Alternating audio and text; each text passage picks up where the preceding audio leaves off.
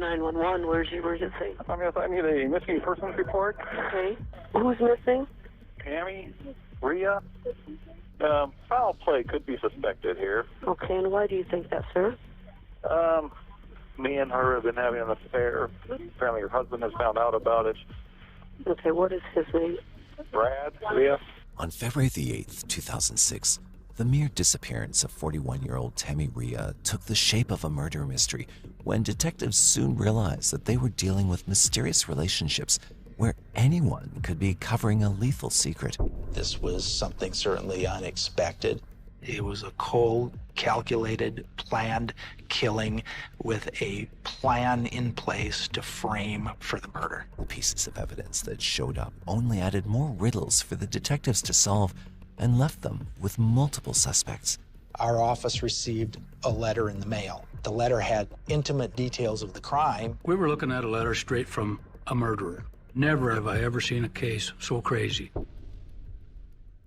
It had just been a few months since Brad and Tammy Reay and their 11-year-old daughter Haley had moved to Pierre City, South Dakota for Brad's new job as a manager. That 911 call sent chills down my spine. Brian's voice admitting the affair so quickly feels like he's hiding something. Or maybe he's just scared. Tammy's life was unraveling, caught between a strained marriage and a secret romance. It's heartbreaking to think how fast this turned deadly. Who's telling the truth here? Brad, Brian, or neither? This case is already a maze of lies, and we're just getting started. But a haunting nightmare shadowed the family before they could settle at ease. In the early morning of February the 8th, 2007, daughter Haley searched for her mother in the house as she woke up, but Tammy was nowhere to be found, even though her cell phone and purse were present in the home. Haley went to school under the impression that her mother would return soon, but a cruel reality was soon to wreak havoc on everybody close to Tammy. Around 10:30 a.m. on the same morning, the Pierre Police Department received this call from a Kmart store. Your name, please? I'm Brian Clark. Who's missing?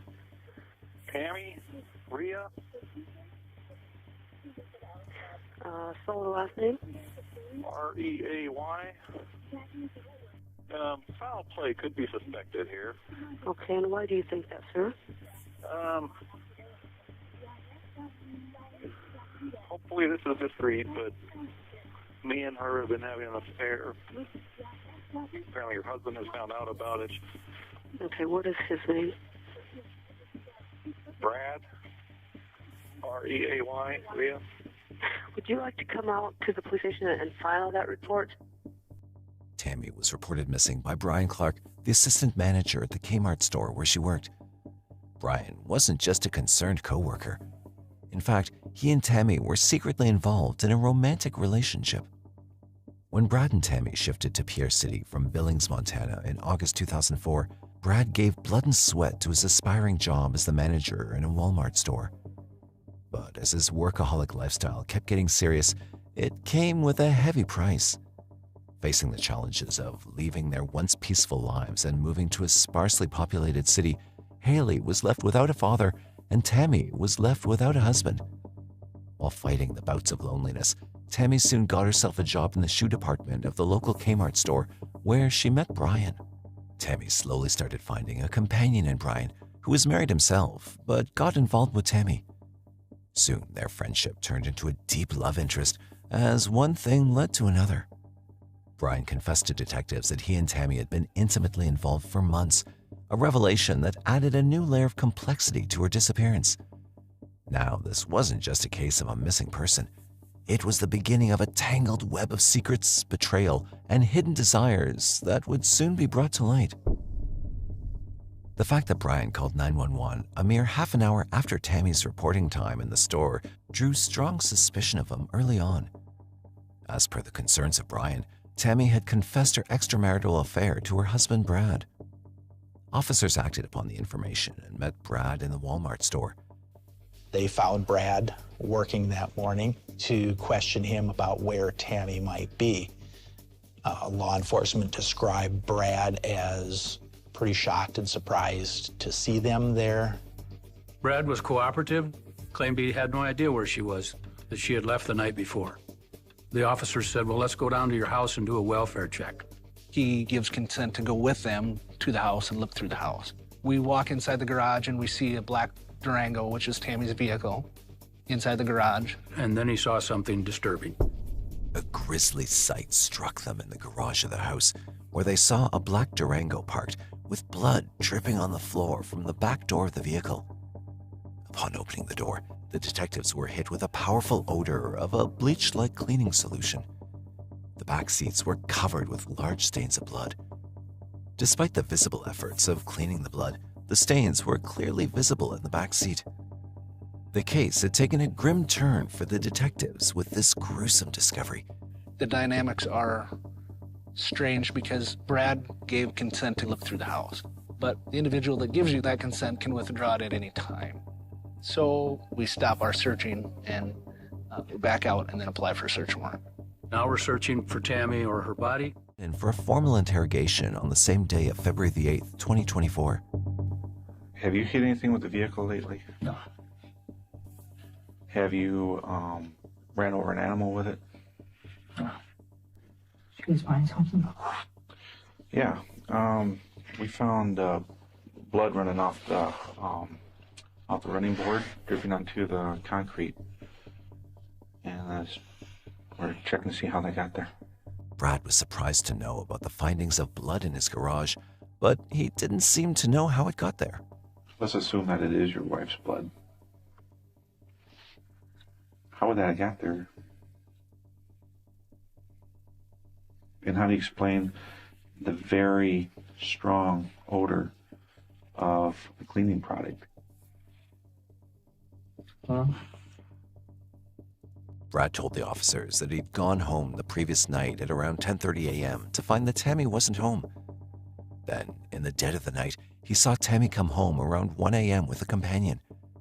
Tammy parked her Durango at home and went with her companion in the vehicle. Seeing that, Brad said he followed them in Tammy's car, but midway through the drive, the car had a malfunction and he had to park it by the roadside. At that point, Brad said a highway patrolman approached him and they had a conversation. After that, he returned home as Tammy had already gone ahead a considerable distance and he was unable to follow her. So why didn't you take the Durango next truck? The Durango's a lot faster. I mean, it's more maneuverable. So you're planning on going on a high-speed pursuit here? Fine. It's hard for me to believe that somehow blood miraculously got inside the vehicle that you were last driving. So where did we have the argument? Well, that's one of the unanswered questions, isn't it? I'm guessing inside your house. So there'd be blood everywhere. There might be. In an interesting turn of events, as Brad told the detectives, Tammy had decided to end her marriage with Brad after she started dating someone from work. Tammy had confronted Brad with her extramarital affair and had asked for divorce after Haley's current school year ended. The officers asked Brad about the person Tammy was having an affair with, but he claimed he didn't know anything about her lover. What I'm being told is your wife had a boyfriend, you found out about it. She told me about it. She told you about it. Tell me about that. What'd she have to say? That never crossed your mind? That's the first thing I'd be asking. It crossed my mind, but Why didn't you ask her? I didn't want to know. You didn't want to know? Yeah, I got to believe that you're leaving out a lot of this conversation. Doesn't matter how laid back of a guy you are. We've never fought ever. You never fought ever? And we've always treated each other with respect. Brad, you know that she's dead. No. Where can I go find Tammy right now and do the right thing? You know, all this evidence points at me, but I'm hoping that the body is found because there'll be something to set me free. Brad's calm demeanor in that interrogation is unnerving. He's dodging questions, claiming he didn't care about Tammy's affair. Really? The blood in the Durango screams foul play, yet he acts clueless. It's like he's playing a game, knowing every move. My heart aches for Haley, caught in this chaos. How does a father stay so cold when his wife's blood is found? Something's seriously off here. Meanwhile, the search warrant for Brad's house had finally come through. When detectives thoroughly searched the house, they were left with two completely different scenarios, which terminated the possibility of connecting the dots just yet. Tammy's Durango is a great point of interest. That gets processed. They seized that Durango immediately to take a sample of that blood and see if it matches Tammy, to look for fingerprints in the blood, to look for a murder weapon that might be in there. Then we go inside the home. We figure if there's that much blood in the Durango, that there's got to be some type of evidence of murder inside the home. The detectives walked through the house. They couldn't believe it. There was no obvious signs in the home of a struggle, no blood trail. We're not finding any evidence. I wanted luminol tested on that bedroom. No blood. I had that mattress microscopically examined. It didn't have any blood on it. And so they were convinced it didn't happen in the house. Brad said he was stopped by the trooper about 1:30 or so in the morning. We come to find out that Brad had, in fact, been telling the truth and that he did come in contact with a highway patrol trooper, and the interaction was caught on dash cam. What's your name? Brad Reay, R-E-A-Y. Do you have any ID with you at all? No, I have to run to the store real quick. The first obvious question is, do we really have the right guy? They quickly turned to have a formal talk with the second possible suspect, Brian Clark, who reported Tammy's disappearance. Brian was a married man himself, and the fact that Tammy was ready to divorce her husband for Brian made him a suspect, as he would also have plausible motives to silence Tammy in order to save his marriage. Brian was brought in for the interrogation, where he told the detectives about his whereabouts. At the police station, Brian did show up with his attorney. This was something certainly unexpected. They questioned him very closely about his whereabouts the night she went missing. He indicated that he had been with Tammy February 7, 2006. They had gone to a motel. He dropped Tammy off at 5 o'clock and went home to his wife.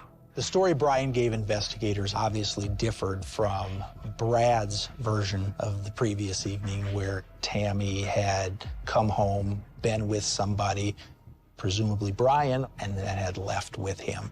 And that was the last that he had seen her. Brian's account was completely different from what Brad had told the officers. To confirm Brian's side of the story, officers called Brian's wife to check his alibi. His wife didn't have any knowledge about Brian's extramarital affair. She was informed of the truth about Brian's infidelity, but she confirmed that Brian was, in fact, at home on February 7th. But while she confirmed Brian's whereabouts, she added that she slept on the recliner the night before and not in the bedroom, which she often does when she has a sore neck. This would have allowed Brian to leave his house again, but there was no way to cross-check further into his story. Brian remained an equal suspect along with Brad, further complicating the investigation. If Brian was actually involved in the crime, it would mean that he went back to Brad's house to park the blood-soaked Durango after murdering Tammy. If this was true, then Brian had skillfully tried to frame Brad by leaving blood in the car. What once was a straightforward missing persons case had now slowly started to head towards an endless riddle. DNA reports came back for the blood found in the Durango. It was Tammy's blood, which pretty much confirmed that wherever she was most likely dead. We need to find Tammy and figure out where she is. It's tough to work a murder investigation without a body. We've got firemen, we've got law enforcement training cadets out combing the hillsides, the river breaks. About sunset on the 9th, a helicopter was flying over the area north of town up by the hydroelectric dam. And one of the guys in the helicopter spotted what he thought was a body. Lo and behold, it was Tammy. A lifeless body was spotted lying naked in the giant fields around the famous Oahe hydraulic dam.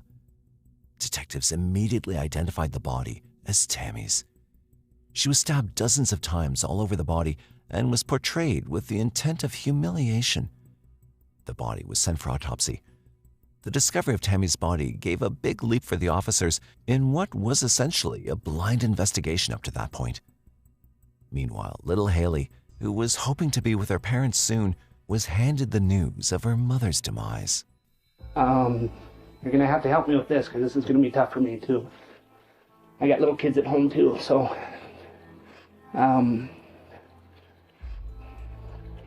we believe that your mom's dead. There's no easy way that I could tell you that, sweetheart.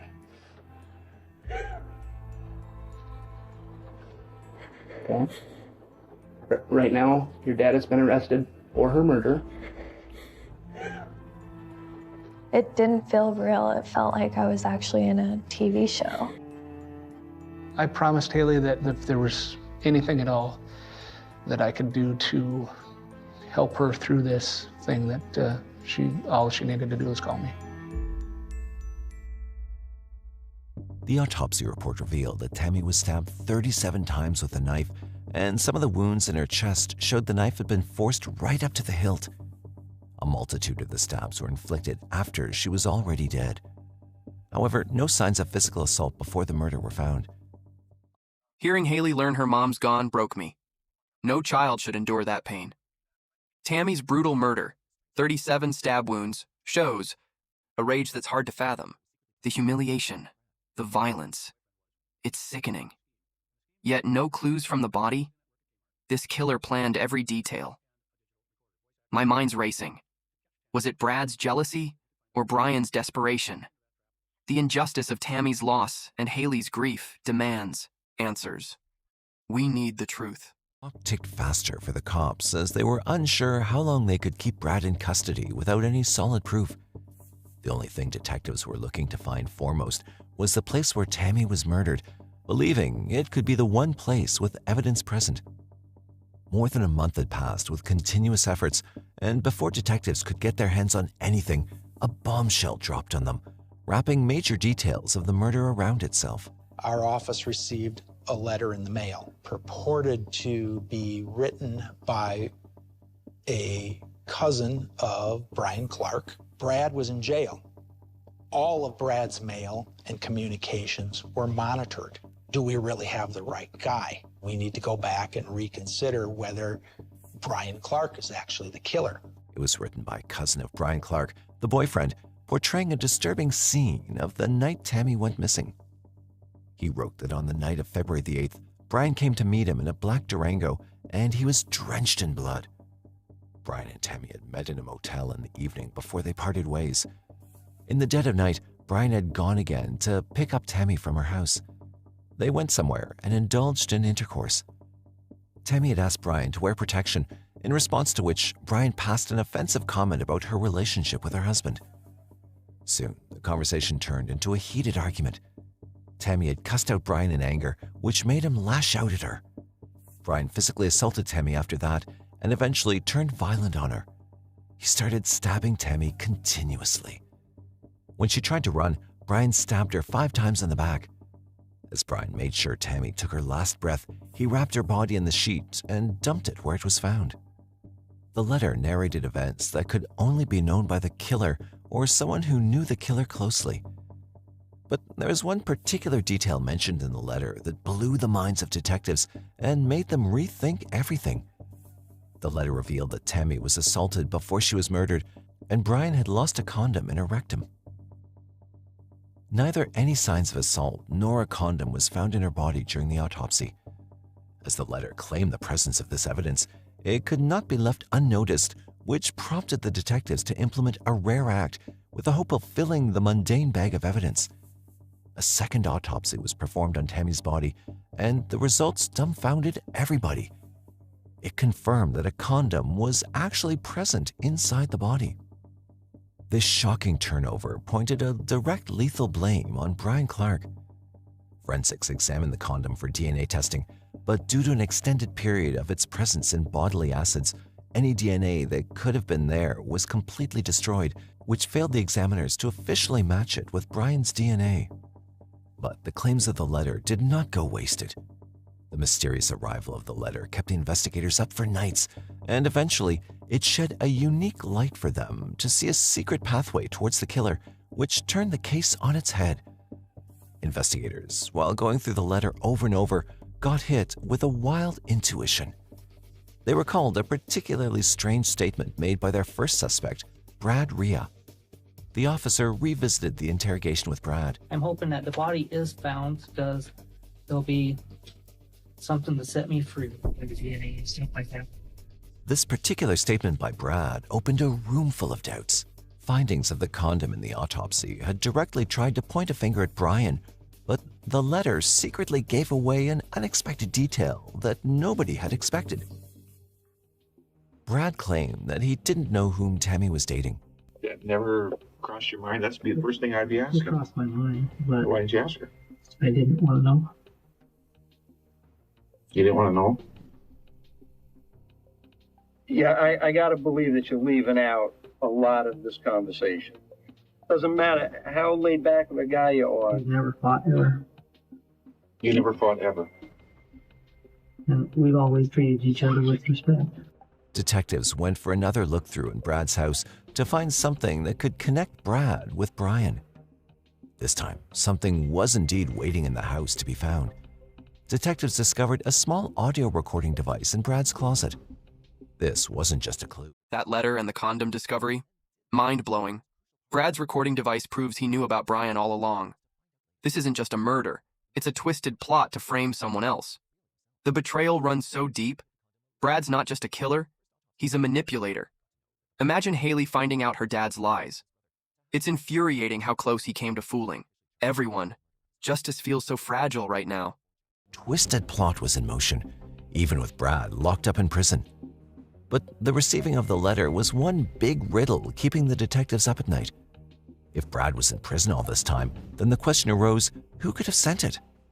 Detectives were eventually prompted to look deeper into Brad's activities in prison itself. Detectives tapped his phone calls and looked into his meeting records in prison. Nothing concerning surfaced in the records, but one of Brad's regular visitors caught their attention. It turned out that Brad had a twin brother named Brett. Detectives noticed that Brad was having regular interactions with his twin brother for the past month. It didn't seem like just a sibling reunion. It was a pattern that hinted at something far more sinister. A day before the letter arrived, Brett had gone to meet Brad in prison. Brett did come to see Brad at the jail. The jail at the time didn't have video recording in the meeting rooms. They put a search warrant on Brett, and when they searched Brett's car, they got the shock of a lifetime. We found the template frame letter. Brett was able to tell us that Brad asked him to write down everything and directed that it be sent out. Brett eventually confessed that his brother had narrated the letter to him in prison, word by word, and had asked to send out 4 copies to the investigators. The letter was a well-thought-out master plan played by Brad, which fell short of its original target just by inches. The master plan was completely decoded to its core after interrogating Brett. In numerous communicative letters that Brad had sent to Brett while in prison, it turned out he'd also sent a hand-drawn map of a fishing site, which was itself a shady act for the person who was fighting for his life in prison. That map eventually led the detectives to an actual fishing site in Pierre City. There, the riddle of Tammy's murder breathed its last after the most heartbreaking discovery shook the search team and detectives. A search and rescue officer out of Watertown discovered 3 bags full of bloody bedding. I'll never forget that day. We went out to open those 3 bags, and out came pillows, shams, blankets, and a tarp. That blood was sent to the DNA lab. And when the results came back, our worst fears were confirmed that it was Tammy's blood. Now we absolutely could prove where the crime took place. It took place in Brad's house. Brad Reay had almost planned a perfect murder of